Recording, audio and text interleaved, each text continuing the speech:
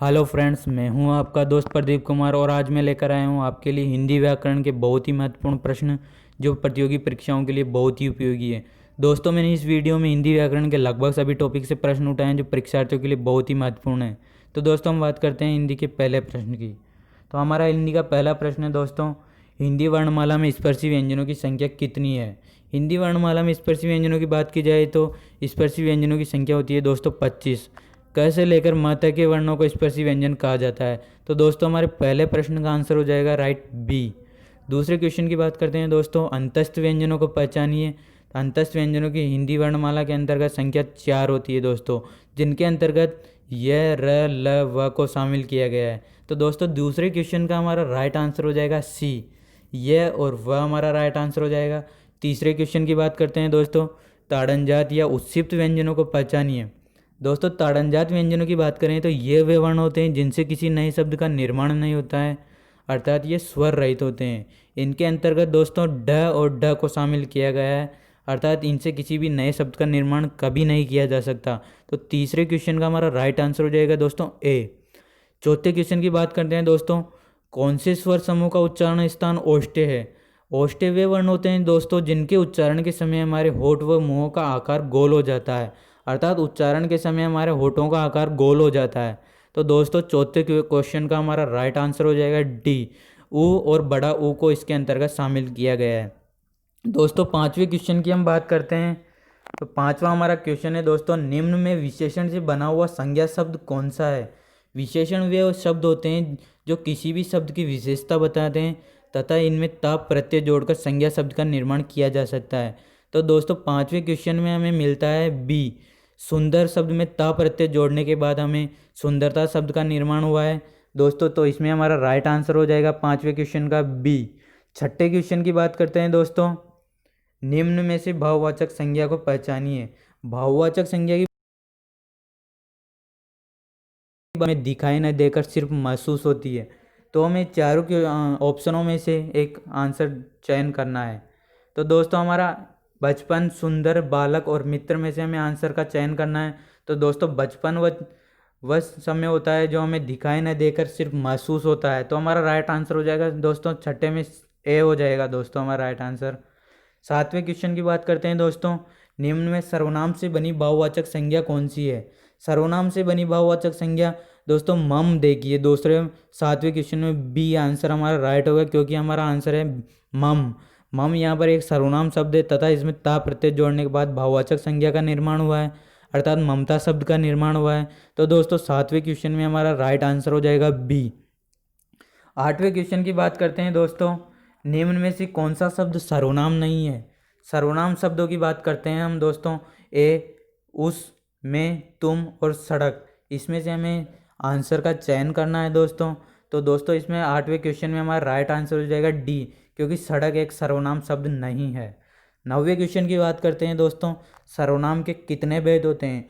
हिंदी वर्णमाला में दोस्तों सर्वनाम के भेदों की बात की जाए तो दोस्तों हिंदी वर्णमाला में सर्वनाम के 6 भेद पाए जाते हैं, जिनके अंतर्गत पुरुषवाचक, प्रश्नवाचक, निजवाचक, संबंधवाचक, निश्चयवाचक और अनिश्चयवाचक को शामिल किया गया है। तो दोस्तों, हमारा 9वें क्वेश्चन में राइट आंसर हो जाएगा सी हो जाएगा दोस्तों हमारा राइट आंसर। 10वें क्वेश्चन की बात करते हैं दोस्तों, शायद कमरे में कोई छिपा हुआ है, पंक्ति में रेखांकित सर्वनाम कौन सा है। तो दोस्तों, कोई का अर्थ होता है जिसकी हमें कोई जानकारी नहीं है, अर्थात वो स्त्रीलिंग है, पुल्लिंग है, उसका हमें कोई निश्चित ज्ञान नहीं होता है, अर्थात अनिश्चित व्यक्ति के बारे में यहाँ पर बात की जा रही है। तो हमारा राइट आंसर हो जाएगा दोस्तों 10वें में सी हो जाएगा, अनिश्चयवाचक सर्वनाम इसमें उपस्थित है। 11वें क्वेश्चन की बात करते हैं दोस्तों, निम्न में से कौन सा शब्द संज्ञा से बना हुआ विशेषण है। यहाँ पर हमें वह विशेषण ढूंढना है जो संज्ञा से बना हुआ है। तो दोस्तों, हमें देखिए 11वें क्वेश्चन में हमारा राइट आंसर हो जाएगा बी, क्योंकि यहाँ पर सुख शब्द में ई प्रत्यय जोड़ने के बाद सुखी विशेषण का निर्माण होता है, अर्थात संज्ञा से बना हुआ शब्द विशेषण शब्द सुखी होगा। तो 11वें के अंदर हमारा राइट आंसर हो जाएगा दोस्तों बी। 12वें क्वेश्चन की बात करते हैं दोस्तों, निम्न में से अविकारी शब्दों का प्रकार है। तो दोस्तों, मैं आपको बताना चाहूँगा विकारी शब्दों के अंतर्गत संज्ञा, सर्वनाम, क्रिया, विशेषण को शामिल किया गया है। अर्थात अविकारी शब्द के अंतर्गत हमारा सही आंसर हो जाएगा दोस्तों 12वें क्वेश्चन का सी। अविकारी शब्दों के अंतर्गत क्रिया विशेषण को शामिल किया गया है। 13वें क्वेश्चन की बात करते हैं दोस्तों। तुलना की दृष्टि से विशेषण की कितनी अवस्थाएं होती है। विशेषण की अवस्थाओं की बात की जाए तो विशेषण की हिंदी के अंदर अवस्थाएं होती हैं दोस्तों 3, जिनके अंतर्गत मूल अवस्था, उत्तरावस्था और उत्तमा अवस्था को शामिल किया गया है। तो दोस्तों 13वें क्वेश्चन में हमारा राइट आंसर हो जाएगा सी हो जाएगा दोस्तों हमारा राइट आंसर। 14वें क्वेश्चन की बात करते हैं दोस्तों। संधि से रिलेटेड हमारा क्वेश्चन आ गया है दोस्तों। नयन शब्द में कौन सी संधि है। नयन शब्द का हम संधि विच्छेद करें दोस्तों तो ने प्लस अन होता है, अर्थात इसमें अयादी संधि हमें मिलती है दोस्तों। तो हमारा राइट आंसर हो जाएगा 14वें क्वेश्चन में बी हो जाएगा दोस्तों। 15वें शब्द की बात करते हैं दोस्तों। परोपकार शब्द में कौन सी संधि है। परोपकार का अगर संधि विच्छेद किया जाए तो पर प्लस उपकार शब्द इसका संधि विच्छेद होता है दोस्तों।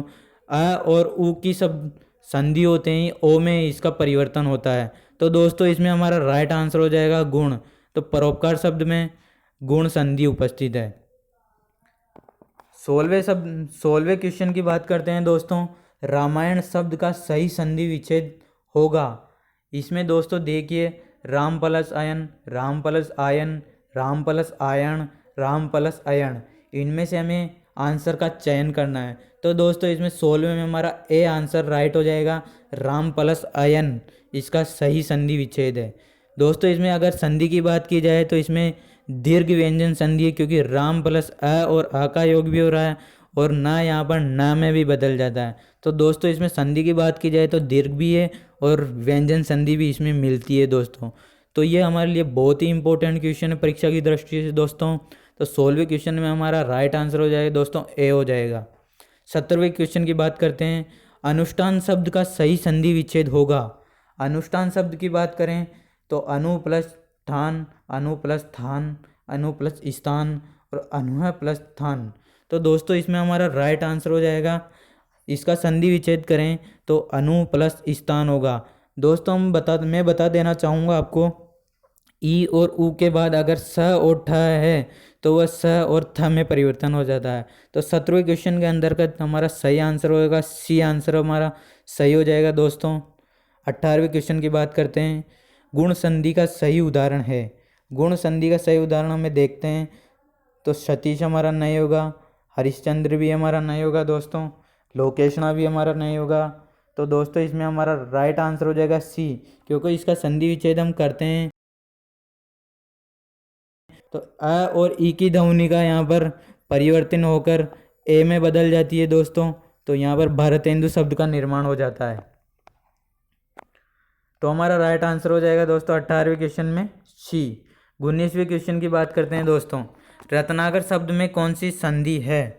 रत्नाकर शब्द में कौन सी संधि है दोस्तों। रत्नाकर शब्द में दीर्घ संधि है, क्योंकि रतन प्लस आकर अ प्लस आ का योग होने पर वह आ बन जाता है। तो दोस्तों हमारा राइट आंसर हो जाएगा सी। 20वें क्वेश्चन की बात करते हैं दोस्तों। समास से रिलेटेड हमारा क्वेश्चन है। रामचरित शब्द में कौन सा समास है। तो रामचरित का समास विग्रह होगा राम का चरित्र होगा दोस्तों। राम का चरित्र यह हमारा तत्पुरुष है सर, संबंध का के की संबंध तत्पुरुष समास हो जाएगा। तो हमारा राइट आंसर हो जाएगा दोस्तों बी। 21वें क्वेश्चन की बात करते हैं। बहुब्रीहि समास का उदाहरण कौन सा है।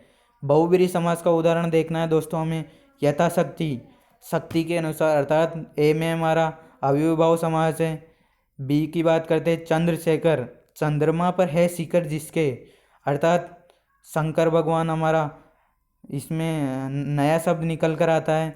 21वें में हमारा बी राइट आंसर हो जाएगा दोस्तों, चंद्रशेखर हमारा राइट आंसर है। 22वें शब्द की अगर हम बात करें, अनंग शब्द में कौन सा समास है। दोस्तों ये क्वेश्चन बहुत ही इंपॉर्टेंट है। ये 2020 प्री BSTC में भी इस क्वेश्चन को पूछा गया था। अनंग का अर्थ क्या होता है दोस्तों। अनंग का अर्थ होता है जो बिना अंग का हो, अर्थात बिना शरीर का हो। तो इसमें हमें समास ढूंढना है दोस्तों।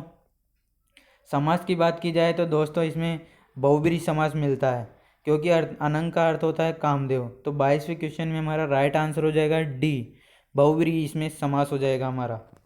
23वें क्वेश्चन की बात करते हैं दोस्तों। हलाहल शब्द का विलोम शब्द है। दोस्तों हलाहल शब्द का अर्थ होता है विष, जहर होता है दोस्तों, और इसका विलोम शब्द हो जाएगा सुधा, अर्थात अमृत। हलाल शब्द का दोस्तों राइट आंसर हो जाएगा डी, शुदा हो जाएगा इसका राइट आंसर दोस्तों। 24वें क्वेश्चन की बात करते हैं। जंगम शब्द का विलोम है, जंगम शब्द का विलोम शब्द होगा स्थावर, अर्थात इसका राइट आंसर हो जाएगा डी। 24वें में हमारा डी राइट आंसर हो जाएगा दोस्तों। 25वें क्वेश्चन की बात करते हैं, आखिरी क्वेश्चन है हमारा। निम्न में से नेत्र का पर्यायवाची नहीं है। दोस्तों हमें इन 4 ऑप्शन में से नेत्र का पर्यायवाची नहीं है उसे देखना है। तो दोस्तों दृग, अक्षी और लोचन हमारा नेत्र के पर्यायवाची है, कुमुद हमारा नेत्र का पर्यायवाची नहीं है। तो दोस्तों 25वें क्वेश्चन का राइट आंसर हो जाएगा बी, अर्थात कुमुद हमारा राइट आंसर नहीं होगा, ये नेत्र का पर्यायवाची नहीं है। तो दोस्तों ये हमारे 25% कंप्लीट हुए हैं। अगर आपको वीडियो पसंद आया हो तो लाइक सब्सक्राइब ज़रूर कीजिएगा दोस्तों। धन्यवाद।